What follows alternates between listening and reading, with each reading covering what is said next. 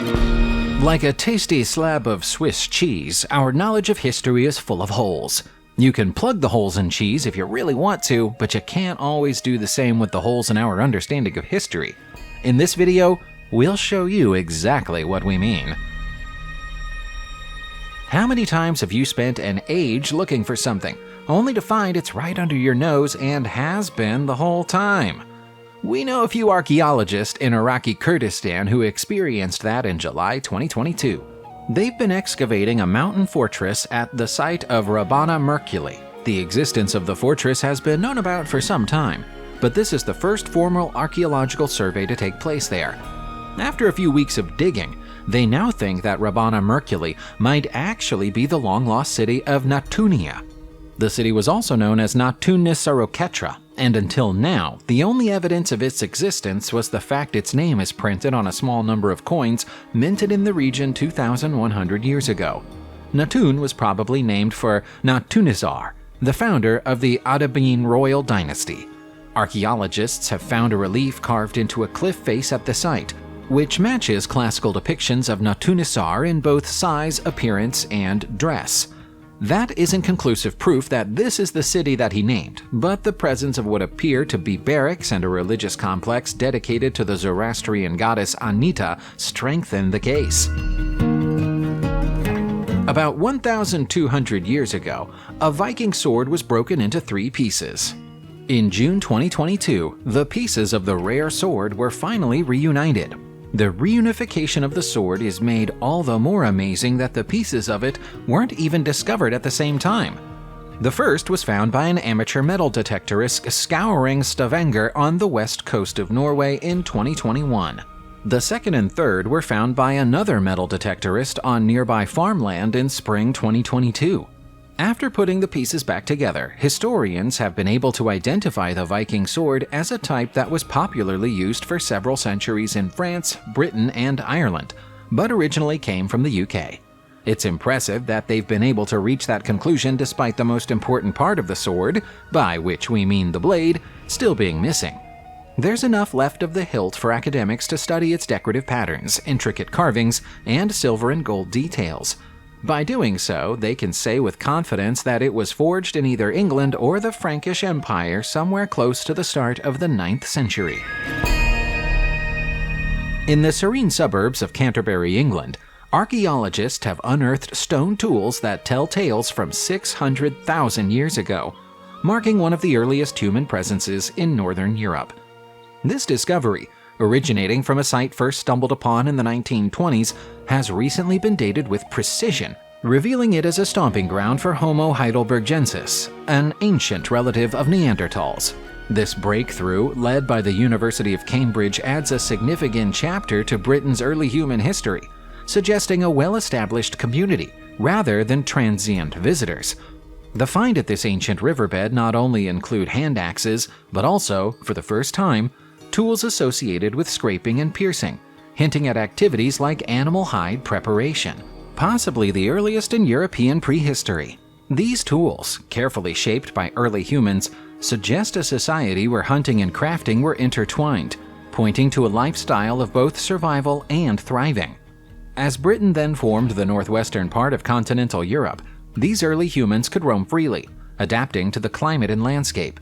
The ongoing excavations promise to peel back further layers of this fascinating period, offering more insights into the lives and cultures of our ancient ancestors. The Moundville Archaeological Site, a U.S. National Historic Landmark located near Tuscaloosa, Alabama, is a remarkable testament to the Mississippian culture, which thrived from the 11th to the 16th centuries.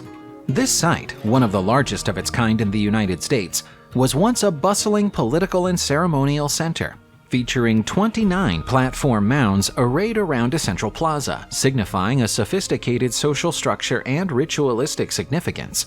Spanning 185 acres, Moundville was discovered in the 1920s and has since revealed a wealth of information about the Mississippian people, their lifestyle, and their customs through both historical excavation and modern archaeological techniques.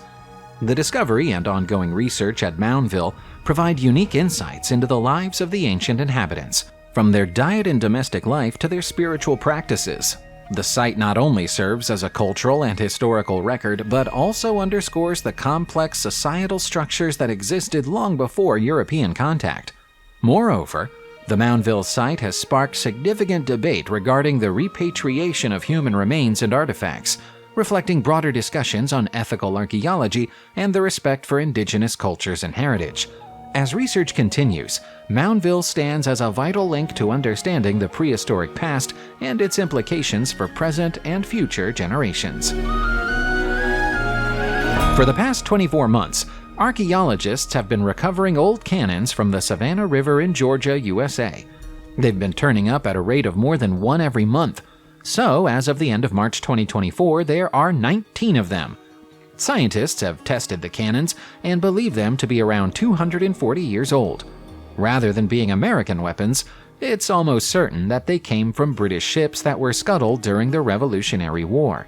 The first of the cannons was found by accident. There's an ongoing plan to deepen the river's shipping channel, and a dredge being used to do precisely that emerged from the river in early 2021, clasping a cannon in its jaws.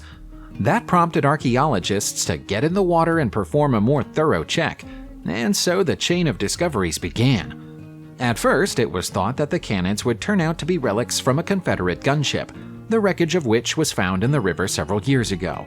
But that isn't the case.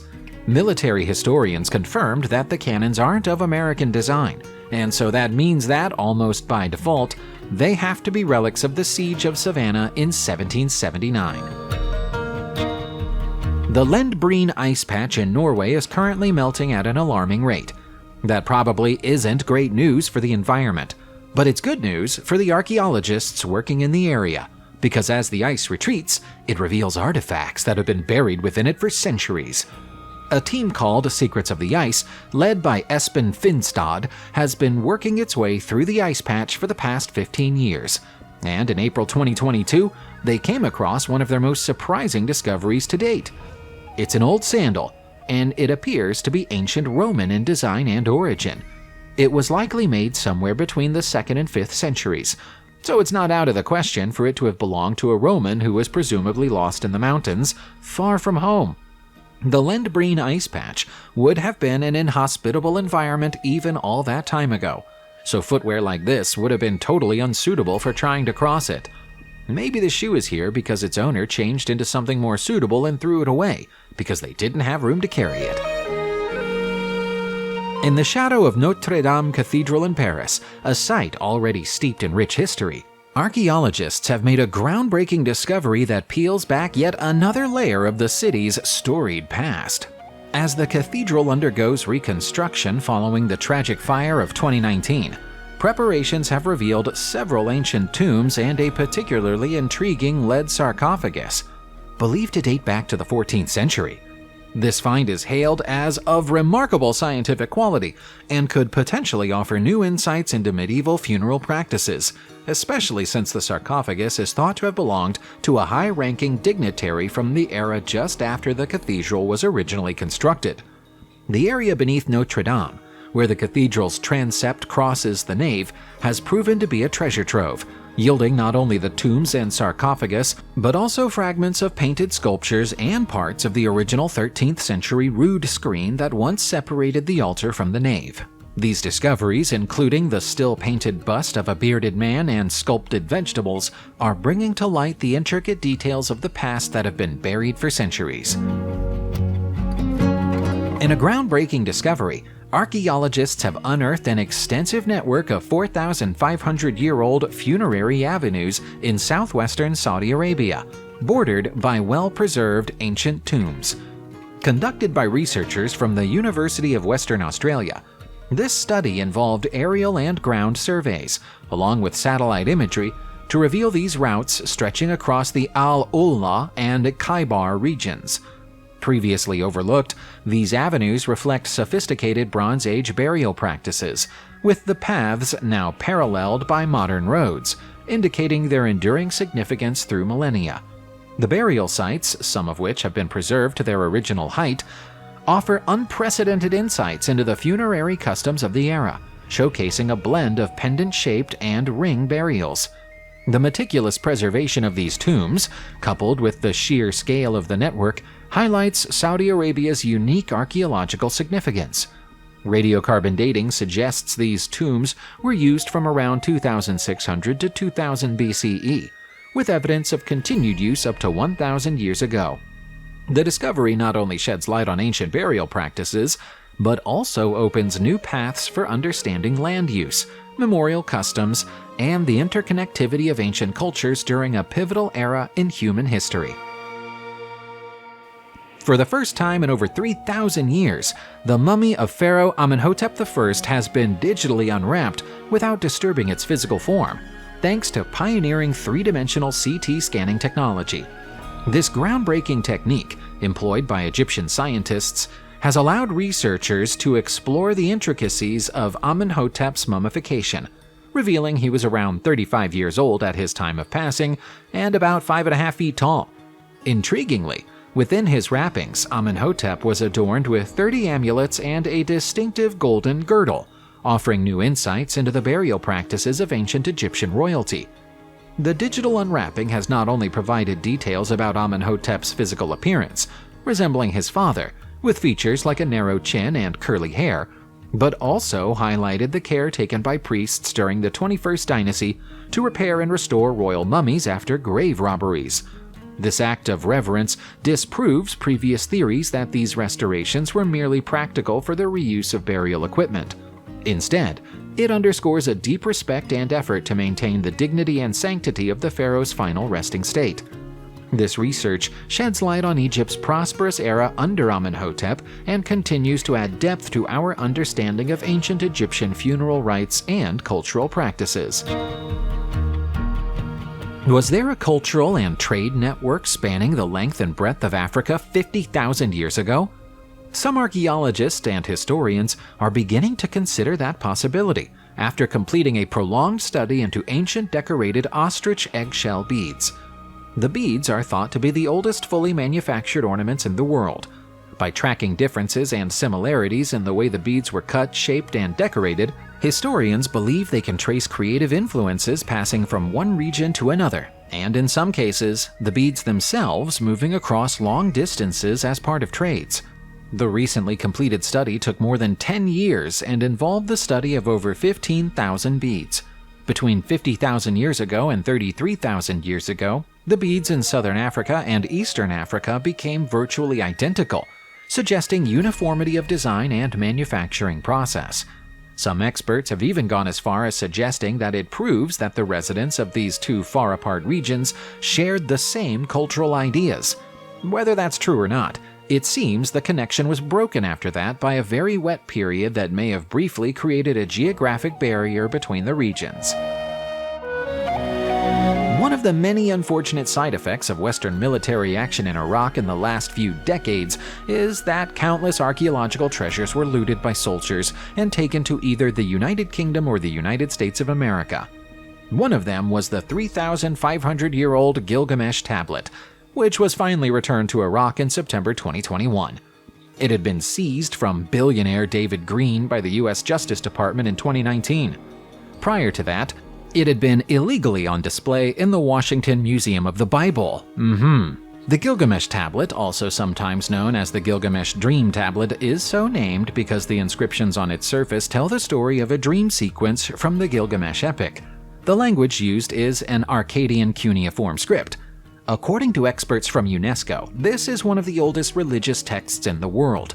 The Epic of Gilgamesh was the inspiration for a whole series of Sumerian epic poems about Gilgamesh, who's a mythical king and hero similar to King Arthur of England. There are thought to be 17,000 looted Iraqi treasures in America, all of which will hopefully find their way back home one day. Archaeologists have made a groundbreaking revelation about the Stone Age settlement of Karahoyuk in Turkey, one of the largest known Neolithic and Chalcolithic sites, where as many as 10,000 people lived around 8,000 to 9,000 years ago. Contrary to the long-standing debate about whether the textiles discovered in this ancient city were made of wool or linen, recent research has unveiled that the inhabitants actually used bast fibers, particularly from oak trees, for their clothing. This discovery not only challenges previous assumptions about the materials used in early cloth making, but also highlights the resourcefulness of the ancient inhabitants in utilizing local natural resources. The textiles, examined by experts including Lise Bender Jorgensen from the Norwegian University of Science and Technology and Antoinette Rost-Eicher from the University of Bern, turned out to be the oldest preserved woven fabrics in the world, dating back between 8,500 and 8,700 years. This revelation also corresponds with the absence of significant quantities of flaxseed in the area, indicating that flax was not cultivated and that linen, contrary to prior beliefs, was not used. The study of these textiles from Karahoyuk provides a deeper understanding of the everyday life of its people and their innovative use of the materials available to them. Subscribe to the channel, turn on the notification bell, and enjoy watching new videos on my channel. Thanks for watching, and see you soon!